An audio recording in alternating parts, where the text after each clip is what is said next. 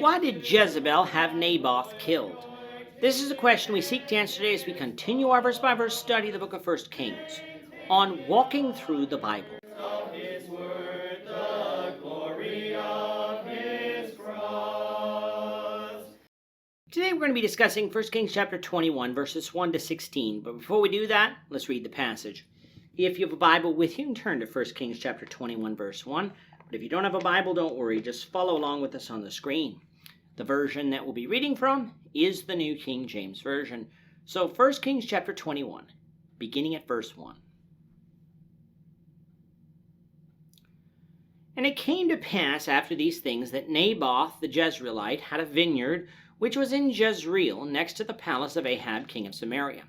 So Ahab spoke to Naboth, saying, Give me your vineyard, that I may have it for a vegetable garden, because it is near, next to my house, and for it I will give you a vineyard better than it. Or if it seems good to you, I will give you its worth in money. But Naboth said to Ahab, The Lord forbid that I should give the inheritance of my fathers to you. So Ahab went into his house sullen and displeased, because of the word which Naboth the Jezreelite had spoken to him, for he had said, I will not give you the inheritance of my fathers. And he lay down in his bed, and turned away his face, and he would eat no food. But Jezebel his wife came to him, and said to him, Why is your spirit so sullen that you eat no food? He said to her, Because I spoke to Naboth the Jezreelite, and said to him, Give me your vineyard for money, or else, if it pleases you, I will give you another vineyard for it. And he answered, I will not give you my vineyard. Then Jezebel his wife said to him, You now exercise authority over Israel. Arise, eat food, and let your heart be cheerful. I will give you the vineyard of Naboth the Jezreelite. And she wrote letters in Ahab's name, sealed them with his seal, and sent the letters to the elders and the nobles who were dwelling in the city with Naboth. She wrote in the letters, saying, Proclaim a fast, and seat Naboth with high honor among the people, and seat 2 men, scoundrels, before him to bear witness against him, saying, You have blasphemed God and the king. Then take him out and stone him, that he may die. So the men of his city, the elders and the nobles who were inhabitants of his city, did as Jezebel had said, sent to them, as it was written in the letters which he had sent to them. They proclaimed a fast, and seated Naboth with high honor among the people. And 2 men, scoundrels, came in and sat before him, and the scoundrels witnessed against him, against Naboth, in the presence of the people, saying, Naboth has blasphemed God and the king. Then they took him outside the city and stoned him with stones, so that he died. Then they sent to Jezebel, saying, Naboth has been stoned and is dead. And it came to pass, when Jezebel heard that Naboth had been stoned and was dead, that Jezebel said to Ahab, Arise, take possession of the vineyard of Naboth the Jezreelite, which he refused to give you for money. For Naboth is not alive, but dead. So it was, when Ahab heard that Naboth was dead, that Ahab got up and went down to take possession of the vineyard of Naboth the Jezreelite. In chapter 20, we had Ben-Hadad's war with Ahab, how Ben-Hadad was defeated by Ahab because of the Lord, but how in the end Ahab and Ben-Hadad made a peace treaty, something that the Lord was angry with Ahab over. Why was the Lord angry? Because God had delivered Ben-Hadad into Ahab's hands for destruction, and just like Saul did with Agag, Ahab let Ben-Hadad live too. The prophet of the Lord came to Ahab and told Ahab that because he did this, Ahab would die the death that was meant for Ben-Hadad, something we'll see in chapter 22. But before we get there, we have the events of chapter 21 to cover. In the Septuagint, our chapter 21 is its chapter 20, and our chapter 20 is its chapter 21. What this means is that in the Septuagint, the account of Naboth's vineyard actually comes before the entire ordeal with the Syrians, which the Septuagint keeps together.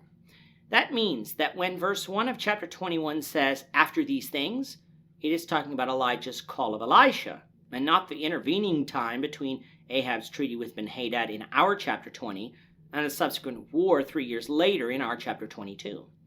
Since we know that the Bible is not always written chronologically, and since the account of Naboth's vineyard isn't really dependent on any of the preceding or proceeding events, knowing exactly when this takes place isn't important.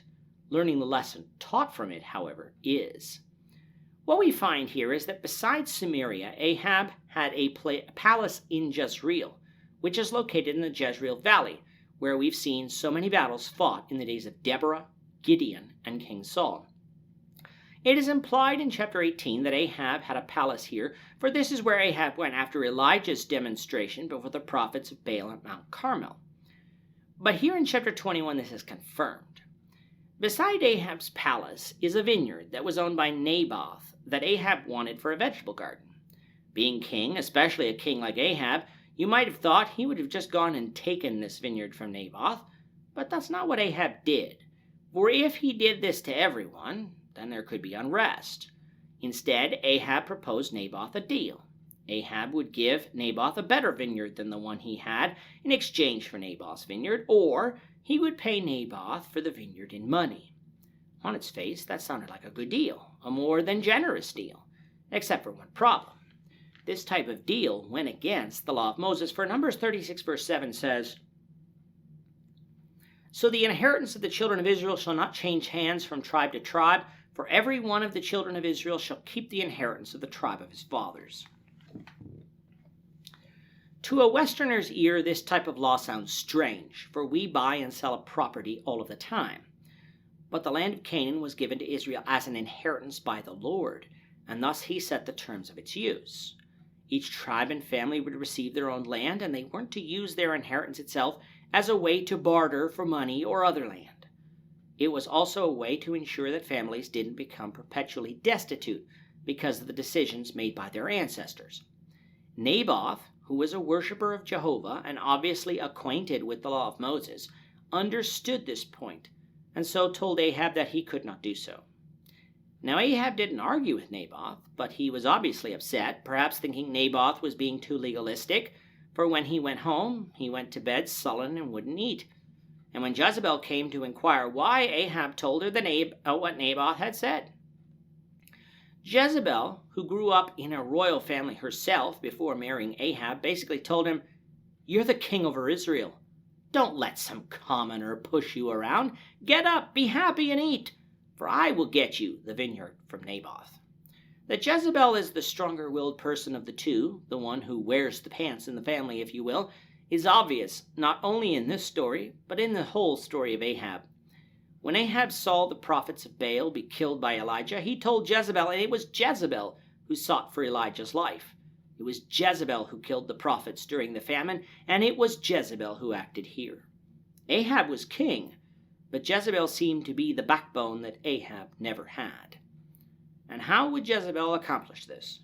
By having the elders of the city preside over a kangaroo court, which would result in Naboth's execution. In a letter, Jezebel told the elders of the city to proclaim a fast, which would give the city the impression that they were under a curse that needed to be removed. Naboth would be set in front of the people, and then 2 liars brought in claiming that he blasphemed God and the king and was thus worthy of death. Remember, the law of Moses required 2 or 3 witnesses in order to exact the death penalty, hence why 2 were chosen. I always find it interesting that those who don't respect the law of God always try to use it when it is in their advantage to do so, but then when it is not, feign ignorance to its ordinances.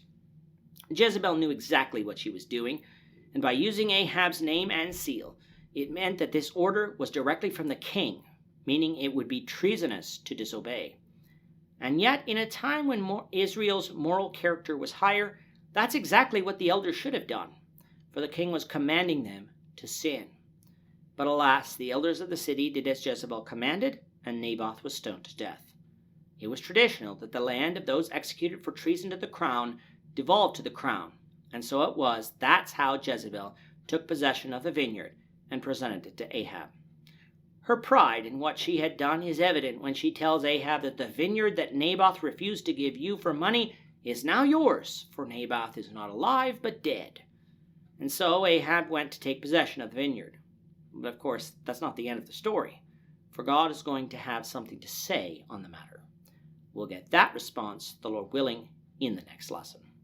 With that, our time is up for today. The Lord willing, we hope you'll join us for tomorrow's discussion of 1 Kings chapter 21, verses 17 to 29, as we continue our walk through the Bible, one verse at a time. I'm not ashamed. Thank you for watching today's episode.